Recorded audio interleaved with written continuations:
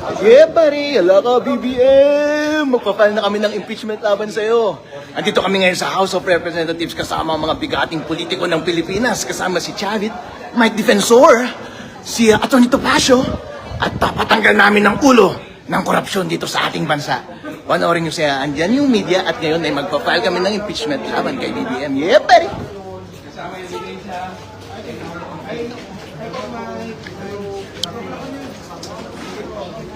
Yung complaint.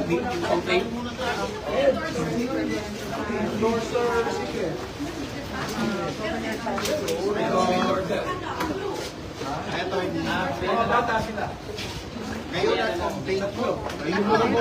Mga complainants po. Opo. We have former congressmen as complainants also. Tatlo po.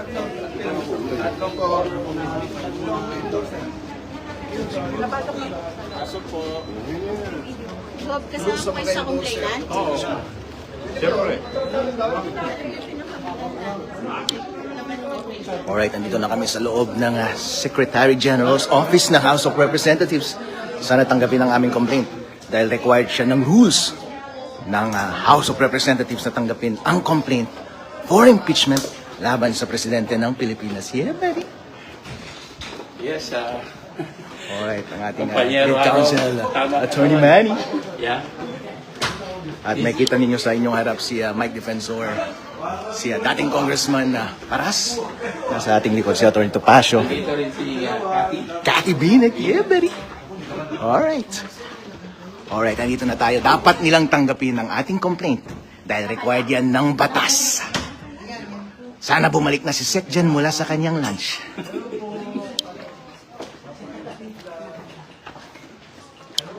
At kasama natin si Atty. Topacio dito sa likod yan ng ating tagapagtanggol. Go, mauna ka, Go. Kumusta po kayo? Pakyaw. Ito si Cobb Chavit, yeah, buddy. Dito yan sa loob, please.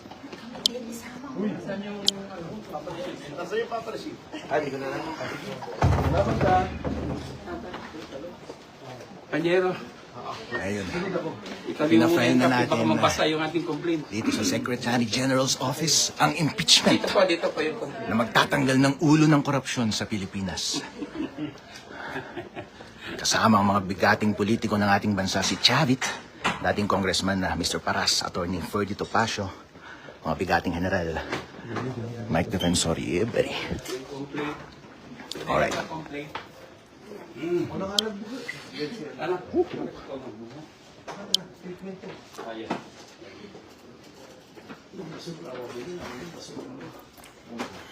Isar Pasu. Original. At siguro ano ka? Oo nga. Ano yung mga binigyo? Ay, yung mga binigyo yan? And then, yung affidavit sa atin. And, Hindi natin muna papakilis. Hindi mo natin papakilis. Ito muna ang hindi pag...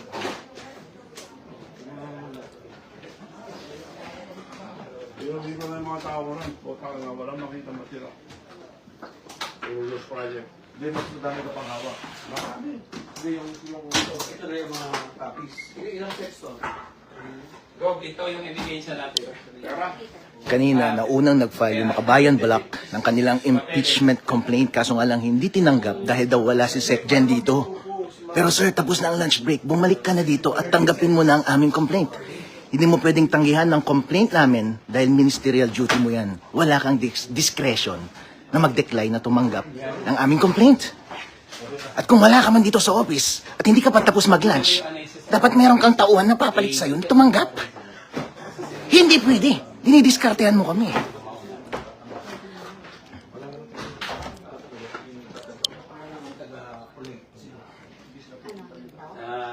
Anong anis? Anis A muna. Teka. Hi! General Garcia, one of the lead counsels, Attorney Manny Luna, one of the complainants, Cathy. All right. Tawagan mo agad importante sa ano. Annex A yung endorsement. Annex B is the Complainants as well, ma'am. Complainant. Yep, one of the complainants. Samahan natin ito sa... Yeah, buddy. Alright. sa plastic. At ako tinatawag. Di ba nila, di ba? So, Annex C is Mukhang tatanggapin ng complaint natin, ha? Tatanggapin kayang complaint natin. Hindi katulad ng ginawa nila sa Makabayan Black kaninang umaga, na hindi nila tinanggap yung complaint dahil wala daw si Sec Jen. Tamang-tamang timing natin, sana tapos na ang kanyang lunch at tatanggapin na nila ang ating complaint. Hindi pwedeng hindi tanggapin ang ating complaint dahil kapag hindi tinanggap ngayong araw na ito, ang gagawin nila ay i-forestall nila ang complaint na to at pagbibigyan nila, palusutin nila yung walang kwentang complaint na ipinasa earlier. Sabi ng Supreme Court, hindi nila pwedeng sabihin na merong prior complaint na ipinasa na para tanggihan ng aming complaint dahil ang complaint ay initiated lamang kapag na-refer na sa committee ang complaint. Hindi pa na-refer sa committee. Magko-convene pa lang ang Congress, House of Representatives sa Monday.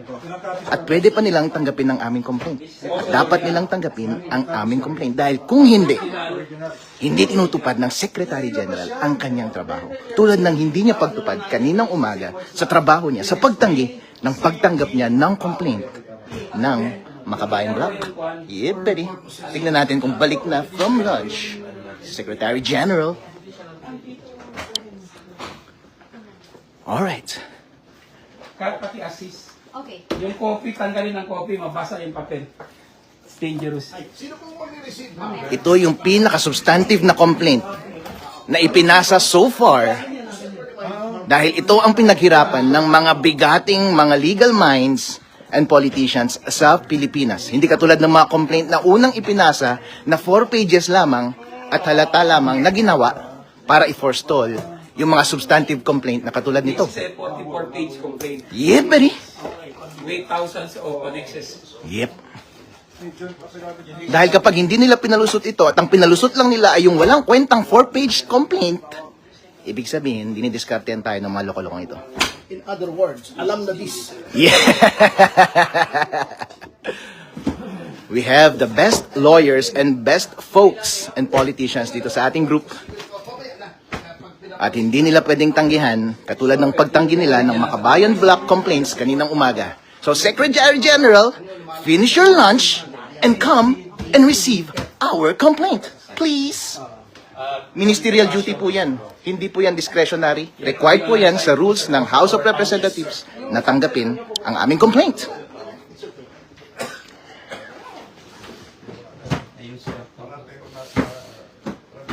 Yes, sir. On our side, Hello everyone. Say hi sa ating 2,500 viewers sa live. And ito papakita lang na talagang yung nako ng impeachment ay kalokohan at gusto nilang babuyin ang ating proseso ng saligang batas sa impeachment. Ito lang ang pagkakataon ng tao magreklamo, hindi ba pinayagan?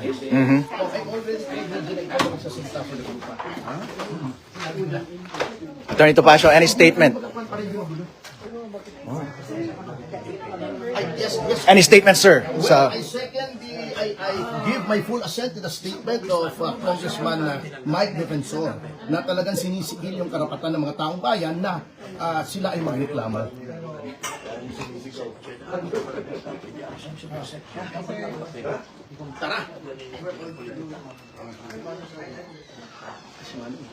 Congressman Paras, ano pa statement natin sa kanilang pag-refuse ng ating complaint? Well, unang-una, wala daw yung SecGen. Eh, nasa Taiwan daw. Unang-una, yung SecGen, she's violating the One China policy. Kasi dati siya doon na head ng NECO. What's her business there? When she's supposed to work here to receive our complaint. So, dapat matanggal yan si Garapel. Tawag ko nga dyan, Garapal eh. Alright, we're just exiting the office of the Secretary General and heading sa ating media para sa ating press group. Hey, buddy. Forward, you can see former Secretary Defensor and Governor Chavit heading towards the exits. having tendered the complaint dito sa Office of the Secretary General na tumanggi na tanggapin ng complaint laban kay BBM impeachment. Yeah, buddy. Well, dapat required yung deputy na tumanggap kung absent yung Secretary General, right? Dahil paraan nila yan para mapalusot yung 4 pages na walang kwenta na na-file nung Monday. Para pigilan ang substantive na complaint na ipa-file laban kay BBM. Sa may table na lang, sir. Sa may table. Kailangan siya sa may table. May table na lang.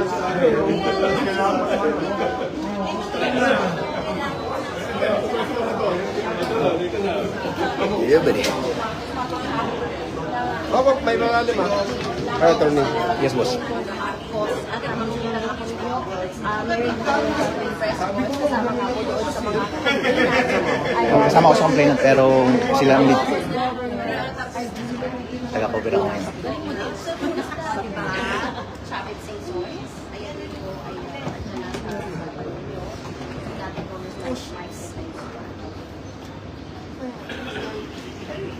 Governor Chavit, ano yung masasabi mo sa nangyari kanina sa loob? Magkakasama tayo doon. Ano masasabi natin sa 5K followers natin? Live. Ano? Maintindihan nangyari sa loob.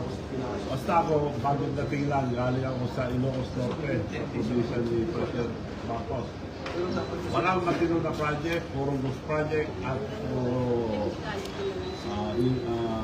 siya nagsabi, maya kayo, puro palpak at guni-guni.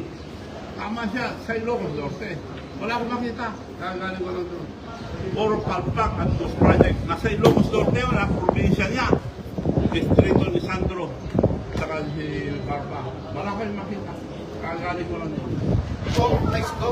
Ito po ba yung maliwanag na naluloko na tayo? Yun ang maliwanag na maliwanag. Hindi na tumipisipan. Siya nagsabi, palpak. Siya nagsabi, he built 5,000 or 5,500 flood control project. Wala. Mag-isang probinsya. Sige. So, maliwanag ang president. Yung lagis na lang sa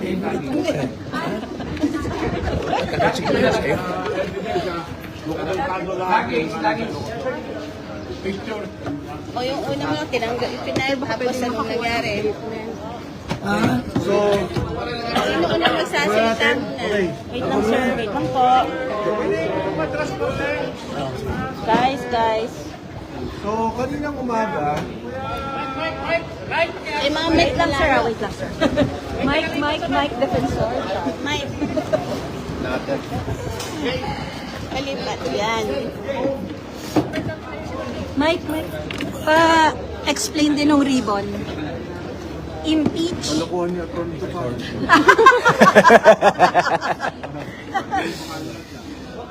Boy, paliwanag muna natin yung pag-file at ba, ano nangyari. Kaninang umaga, nagkaroon kami ng pag-uusap ng mga kasama sa Makabayan Block na banggit na sa amin na opisyal na hindi tinanggap yung kanilang impeachment complaint. Kaya kami may prepared statement na kami tungkol dito sa ginawa dahil na-anticipate na namin na talaga magkakaproblema sa mismo pag-file namin. At katulad nga na nangyari, at na-anticipate namin, gano'n nga. So if I will be allowed to read the statement, to be clear, distribute na lang siguro. The refusal of the Office of the Secretary General of the House of Representatives to accept the impeachment complaint is a clear violation of both the rules of the House and the 1987 Philippine Constitution. Under the Constitution, the House of Representatives has the sole power to initiate impeachment proceedings. The rules of the House explicitly provide a ministerial duty for the Office of the Secretary General to receive and record impeachment complaints that are duly filed. There is no discretion given to the Secretary General to reject, screen, delay, or block such filings. By refusing to accept the complaint, the office effectively usurps the constitutional authority of the House itself. and denies the Filipino people their only lawful mechanism to raise grievances against a sitting president. If I may repeat that, by refusing, it denies the Filipino people their only lawful mechanism to raise grievances against a sitting president. Impeachment is not a political favor. It is a constitutional right. It is the only formal process through which citizens, through their representatives, can seek accountability from the highest official of the land. To block this process is not merely procedural error. It is a constitutional violation, an obstruction of a lawful remedy, and a direct assault on the people's right to petition government for redress of grievances. The House of Representatives exists to serve the people, not to shield those in power from scrutiny. The rules are clear. The Constitution is clear. The duty is clear. And no office has the authority to silence the people's voice. Maraming salamat po at magandang hapon sa inyong lahat. If I may distribute this. Sir, Pero question. madadagdag, sandali lang, madagdag ko lang. Yung impeachment complaint is actually a people's complaint. Yun lang. So, hindi kailangan pigilan ang reklamo ng taong bayan. It's a people's complaint. It's a constitutional process na nasa constitution natin na pinoprovide para sa ating lahat. So, Wala na akong idadagdag. Okay na yun. anong masasabi niyo hindi tinanggap yung impeachment complaint? Hindi tinanggap. Yun nga, sa hindi pagtanggap nila, it is not only a violation of the rules, but of course of the Constitution. At ang mas mahalaga, ito lang kasi ang paraan ng taong bayan na magreklamo sa nakaupong Pangulo. Hindi ka pwedeng mag-file sa ombudsman, hindi ka pwedeng mag-file sa korte. Sa ginawa nilang to, pero tinatanggal nila yung karapatan ng taong bayan na magkaroon ng maayos, legal na pagreklamo doon sa nakikitang problema sa nakaupong presidente. Mike, ginawa nyo rin ba yung ginawa ng Makabayan kanina na nag-iwan kayo ng kopya ng complaint sa Office of the SecGen? Hindi. Nag-iwan kami. Wait. Ako lang. Nag-iwan kami, pero hindi nila tinanggap. We attempted, and we have recorded every possible conversation we had with... So as a copy of your complaint is not inside the Office of the SecGen? Hindi nila tinanggap. We will be discussing this at another time. Ang tingin namin, ang dapat natin pag-usapan ngayon, yung mismong, kasi yung sa maraming pagkakataon sa Korte Suprema, may decision na about impeachment complaints. In fact, the recent decision was on the Vice President. At mabigat tong hindi pagtanggap, hindi namin maintindihan kasi hindi naman si Secretary General Cheloy ang sinasabi ng Saligang Batas. Ang sinasabi ng Saligang Batas, yung opisina. Dapat i-receive nila yun. Sir, but very briefly, betrayal of public trust po ba ito? Paglabag sa konstitusyon?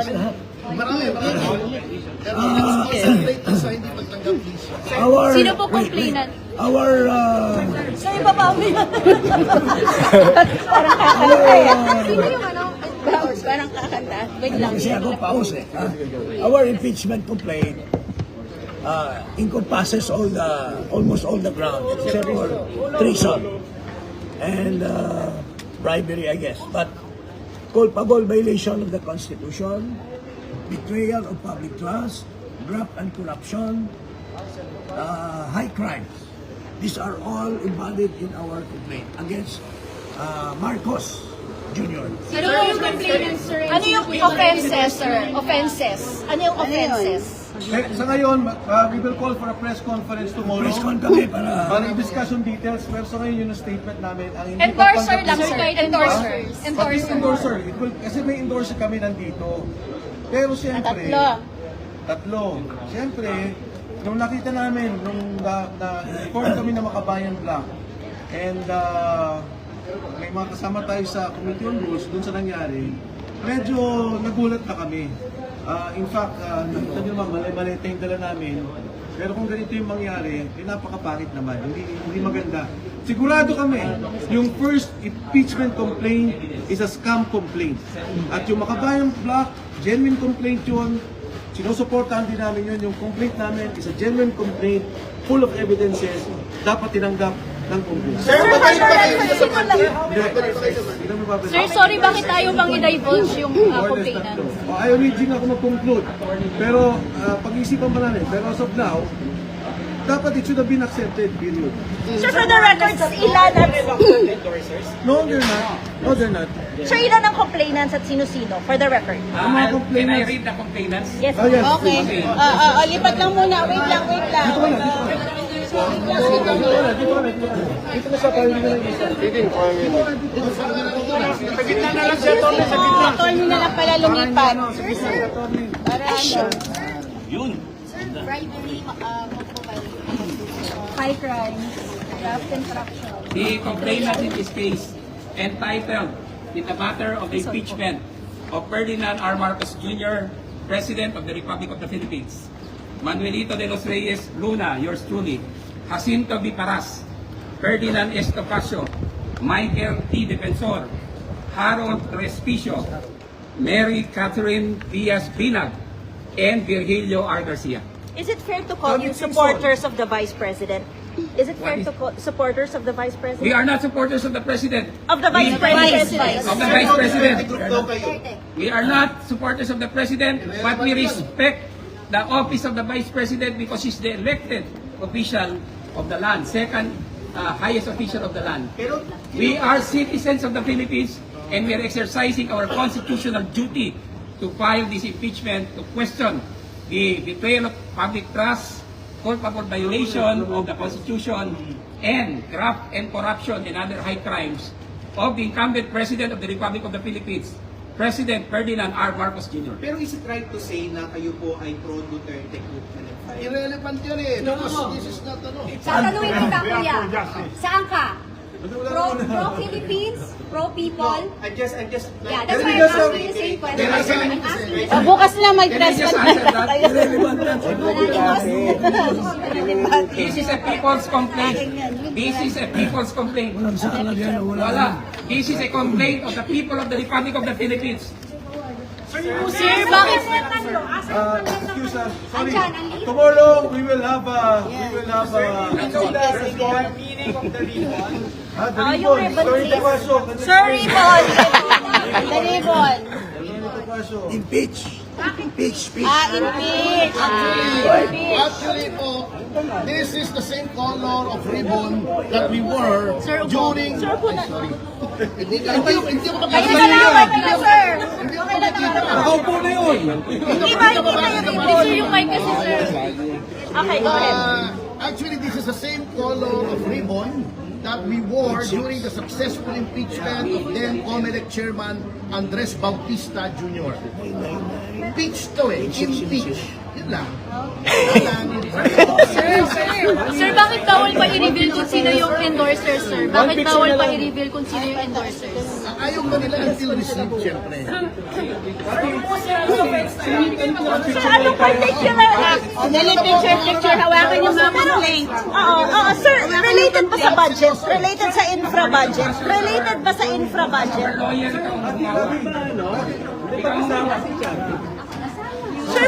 Sir, pwede bang sa complainants nila? We would also like to thank Manong Chavit Singson for the moral support.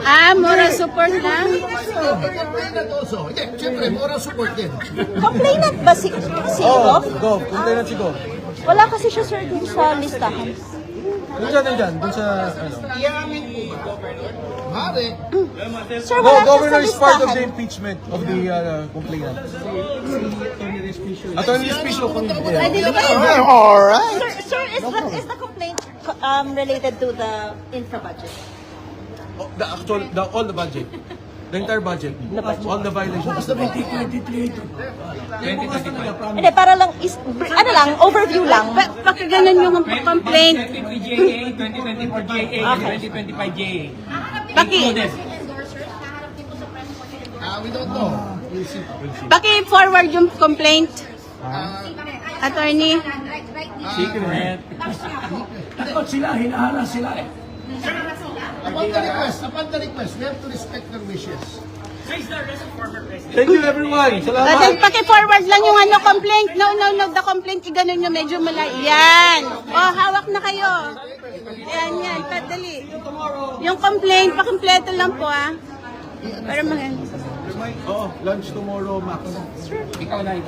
Press conference, Max Restaurant sa Circle. Ano oras? Anong gusto mo ng oras? 11. O, lunch time. Lifestyle. Para umabot. 11 gusto nyo, 12 bukod tayo. Para umabot sa prime time, sir. 11 tayo? Mga 10:30. Kasi yan dapat para umabot sa Symbolic. Kasi, again, nag-office of the... Sige, sabihan ko sila. Symbolic ka rin daw dito sa office, magtayo din tayo. Oo, doon na lang. Sige, para Dito sa harap ng office. Okay. Sarapan. Ganyan. Symbolic ka rin. Sir, may I request? Sir, pa-picture naman ng copy. Attorney, pa-picture naman ng Doon na. sa in-ground. Doon na.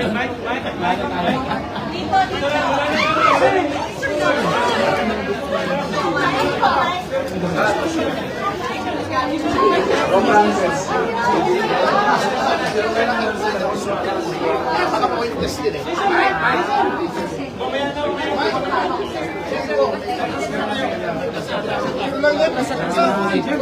Yan. Ati! Ati! Wala na po kunuha. Ati! Go. Alon, dito ka. Wala mo ng microphone. Tanong ko lang, kaya ba ayaw nung banggitin daw yung mga names na mag-endorse? Kasi ayaw nila mag-endorse. Sir, dito lang ha. Ba't ayaw pang banggitin yung tatlo? Si attorney hindi makita.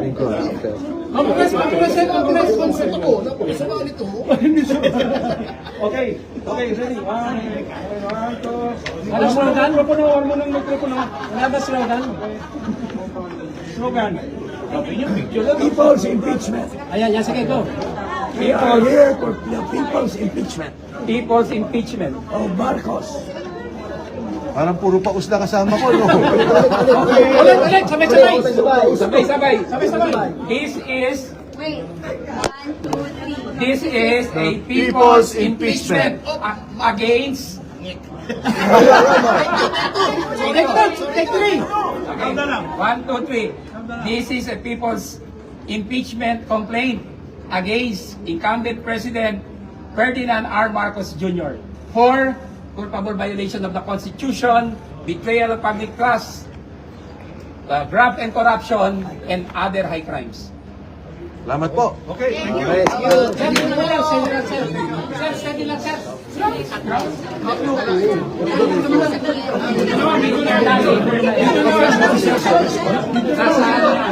Let's come tomorrow.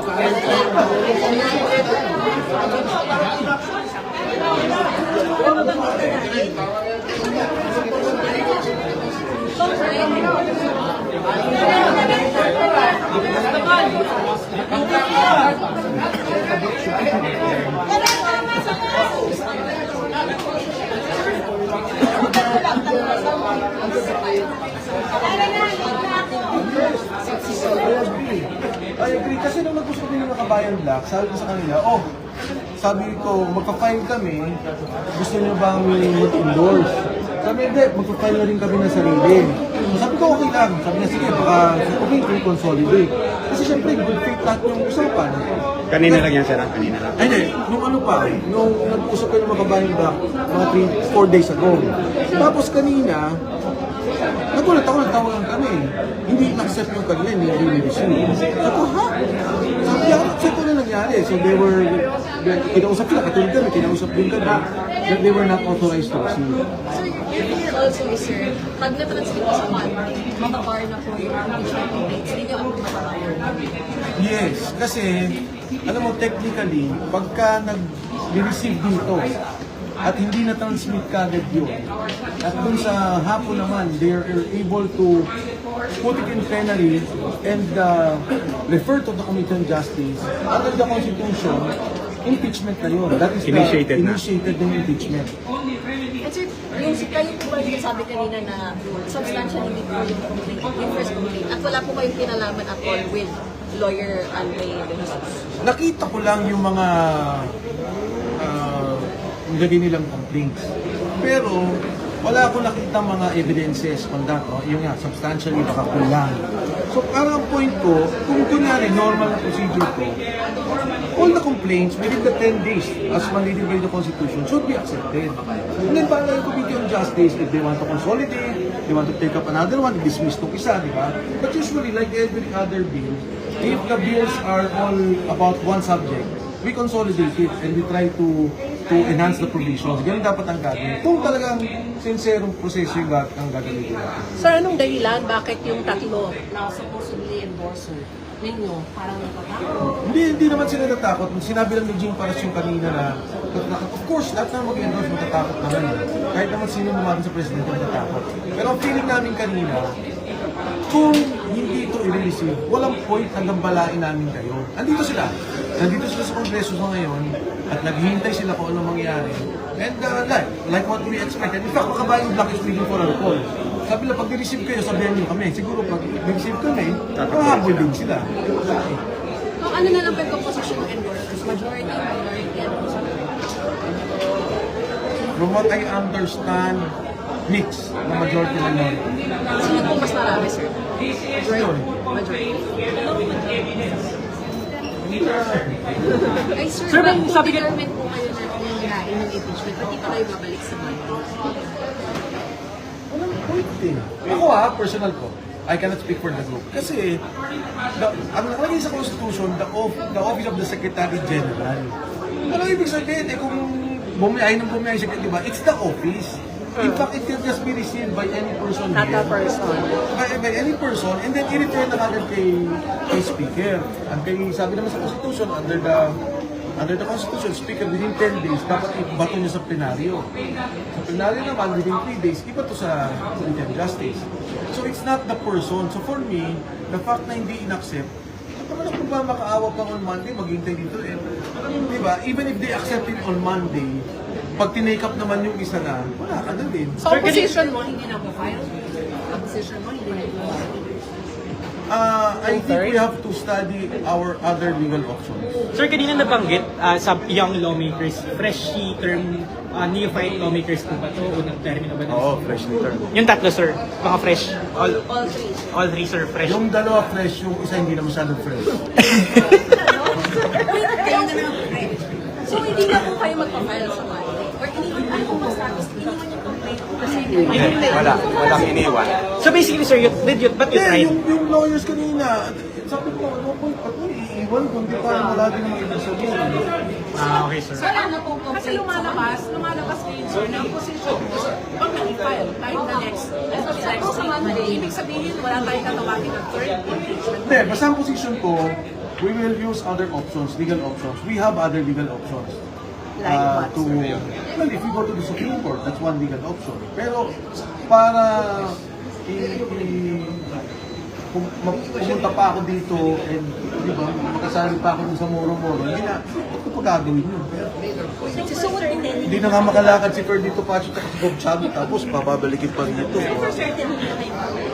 Ako, hindi ako.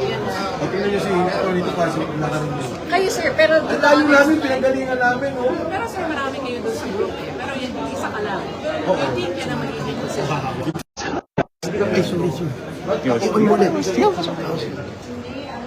Supreme Court. Ay, nila maniwala na napilay ka na nga, nahirapan ka maglakad. There's no file. Salamat ha. Sir, ano nga ang grupo niyo before dito sa Congress? Kami? Spice Boys. Spice Boys. Basta ka tayo magkasama kami dito sa basketball midgets.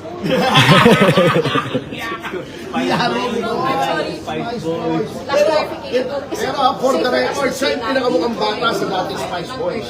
Oh, Kasi walang si Migs.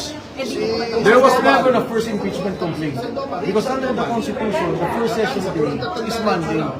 Yun ang definition ng Constitution. There was no first, second, or third Spicy complaint. pa rin. Your complaint na lang, sir. Hindi nyo na po ipafile. So, Hindi na. Ako yun. so wala na, withdraw na po. Kasi technical comes sa first, di pa sila first ha, nauna lang sila. But the first complaint should have been the 3 complaints. Makabayan Blocks complaint, our complaint, and yung unang scam complaint. Sir, for the record, hindi nyo na ipasa. Ha? Ito lahat yung complainant. Oo. Actually, si Gov Chavit dun sa official namin, hindi pa siya nakapasok eh. Ngayon lang siya nakapasok eh. Actually, kasama naman natin siya, hindi lang siya nakapirma noon. I-amend nyo pa ba yun, sir? I-amend nyo pa yung page 1 nyo? Kasi wala siya dun sa listahan. Oo, kasi may mga dagdag pa kami kasama eh. Kailan po ipapile? Pabalik dito? Hindi na. Paano, sir, yung document? Meron kayo What I'm saying is, as a complainant kasi, if we go to the Supreme Court, we have every right as a complainant here to be part of that. Kung gano'n ang option, hindi pa ako ayaw kasi pumunta kami dito eh. So we filed here. And as a private citizen, we can go to the Supreme Court and complain. So you're going to do that. Kasi di ba kanina sinasabi na first complaint lang yung basis? Hindi. Yung tatlong complaints na yun are technically all first complaints because the first session day of the Constitution, of the rules of the House will be Monday. Tatlo kami. So technically, sabay-sabay kami pumasok on the first session day of conference. Clarification na kasi sabi niya, complainants isasama si Gov. Sixon. Ibig sabihin, saan dadalhin niya? And then, Sir, you mean, sir, ba yung when you file a petition challenge sa Supreme Court challenging yung pag-block, it will include the former government? Is that what you mean, sir? yeah, kasi sinabi yung as part of the ano, di ba? Is here. Pero pinopoint out ko lang, it's a legal option. I still have to talk with the lawyers. Attorney Topacio is here, one of them. So pag-usapan pa namin kung anong gagawin. Parang sayang naman, sir, kung hindi kayo magpapile. Ha? Kung parang sayang naman, sir, Hirap na kasi Gov Chavit si Attorney Topacio maglakad tapos baka hindi rin pag tinanggap sa Monday, iba rin yung iti-take up. Sir, pero bakit po kayo? Can you imagine? Again, ang Constitution sinabi niya, Secretary General's Office. Walang sinabing Cheloy Garafil, walang sinabing Reggie Velasco, walang sinabing tao. Dapat tinanggap nila yon at i-refer kay Speaker. Walang discretion.